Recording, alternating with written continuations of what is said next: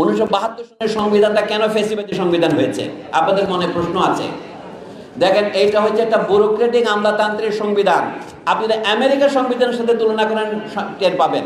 আমেরিকার সংবিধানের মধ্যে মাত্র 7-8টি ধারা আছে, 7টি ধারা।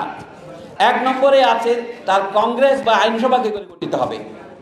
2 নম্বর আছে তার প্রেসিডেন্টের কি ক্ষমতা থাকবে, কি ক্ষমতা থাকবে না। 3 নম্বর আছে তার বিচার বিভাগের কি ক্ষমতা থাকবে, কি থাকবে না। এবং এই ক্রমে তারা 7টা ধারা দিয়ে সংবিধান শেষ করেছে। এত ছোট সংবিধান, কিন্তু সেটা এত বছর কার্যকর হলো কিভাবে? সংবিধান লেখার আগে তারা আরেকটা সংবিধান লিখেছিলেন 4 বছর আগে, ওটাকে বলে আর্টিকেলস অফ কনফেডারেশন। 1783 ইংরেজিতে আমেরিকার 13টি ইউনিয়ন মিলে একত্রিত হওয়ার জন্য তারা একটা সংবিধান করেছিলেন, ওটার নাম ছিল আর্টিকেলস অফ কনফেডারেশন।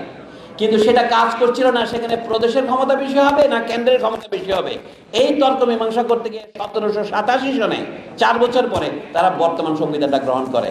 কিন্তু এটা গ্রহণ করার পরে তারা দেখলো কি জনগণের অধিকার কথাটা কোথাও লেখা হয় নাই। লক্ষ্য করেন, 4 বছর পরে 1791 সনে আমেরিকার যারা সংবিধান প্রণয়ন করেছিলেন তারা বলে, হায় হায়, একটা জিনিস আমরা ভুলে গেছি। যে জনগণের নামে আমরা এই সংবিধান লিখলাম, সেই জনগণের আর কি অধিকার আছে যেটা আমাদের চেয়েও বেশি, সেটা আমাদের আনতে হবে। সেটা হলো বাক স্বাধীনতা, সংবাদপত্রের স্বাধীনতা, ব্যক্তি স্বাধীনতা। এইগুলি 10টা অধিকার তারা লিখলেন বিল অফ রাইটস, অধিকারের সনদ নামে।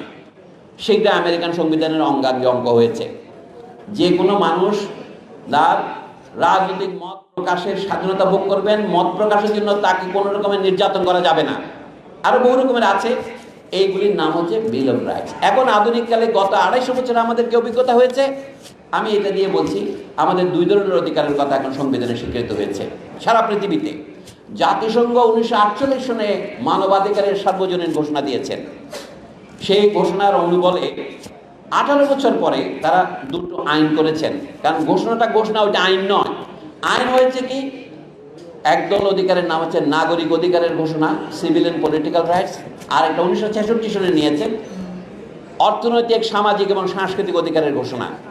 এবং বলা হচ্ছে যে সমস্ত দেশ এই সমস্ত ঘোষণা আছে কোভেন্যান্ট বা চুক্তিপত্রে স্বাক্ষর করবেন, তাদের ওখানে ওইটা বলবৎযোগ্য আইনে পরিণত হবে। কিন্তু আমাদের 1972-এর সংবিধানে রাষ্ট্র পরিচালনার মূলনীতি নামে যে 2য় ভাগ করা হয়েছে, এটা আইনে বলবৎযোগ্য নয়। যেমন ধরেন, শিক্ষা এবং চিকিৎসা পাওয়ার অধিকার আমাদের সকলের থাকা উচিত। এটা অর্থনৈতিক এবং সামাজিক অধিকার এবং সাংস্কৃতিক অধিকার।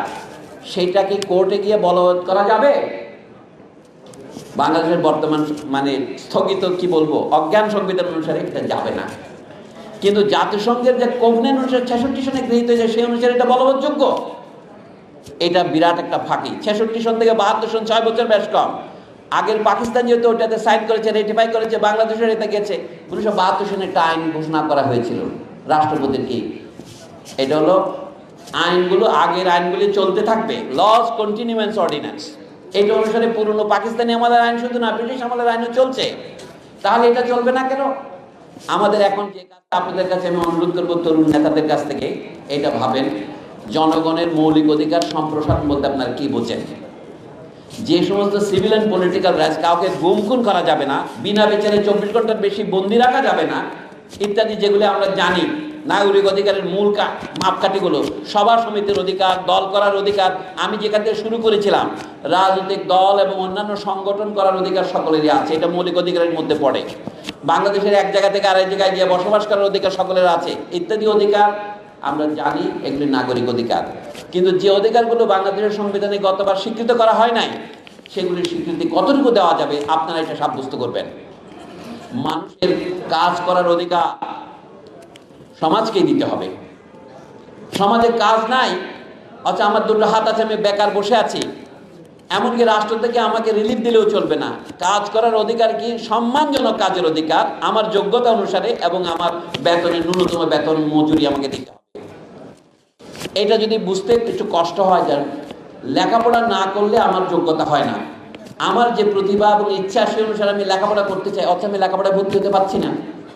আপনাদের আন্দোলনের নাম কি? বৈষম্য বিরোধী ছাত্র আন্দোলন। কিন্তু আমাদের স্কুল কলেজে কেউ ভর্তি হতে পারবে, কেউ ভর্তি হতে পারবে না। এটা কিসের ভিত্তিতে প্রতিষ্ঠিত? আপনার মেধা নাই, আপনি ক্যাডেট কলেজে ভর্তি হতে পারবেন না। আপনার মেধা নাই, আপনি মেডিকেল কলেজে ভর্তি হতে পারবেন না। আপনার মেধা নাই, আপনি ঢাকা বিশ্ববিদ্যালয়ে ভর্তি হতে পারবেন না।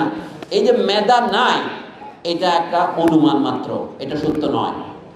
উপযুক্ত সুযোগ সুবিধা পেলে, উপযুক্ত পরিচর্যা পেলে, উপযুক্ত খাদ্য এবং বস্ত্র পেলে, উপযুক্ত শিক্ষার সুযোগ পেলে প্রত্যেক মানব সন্তানই কোনো না কোনো কাজ করতে সক্ষম।